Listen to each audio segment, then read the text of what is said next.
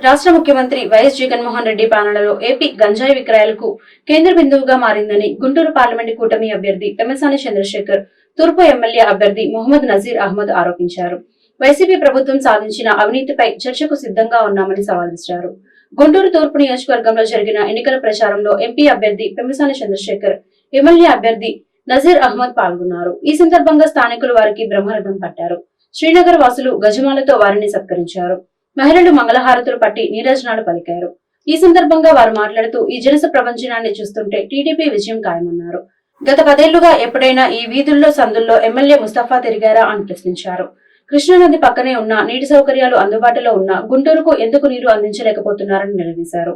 ఈ పర్యటనలో జనసేన నగర అధ్యక్షులు నేరెళ్ల సురేష్ కుమార్, నగర టీడీపీ అధ్యక్షులు డేగల ప్రభాకర్, బీజేపీ జిల్లా అధ్యక్షులు వనామ నరేంద్ర వర్మ, 51వ డివిజన్ కార్పొరేటర్ ముప్పవరపు భారతి, ముస్లిం నాయకులు సయ్యద్ ముజీబ్, టీడీపీ, బీజేపీ, జనసేన నాయకులు పాల్గొన్నారు.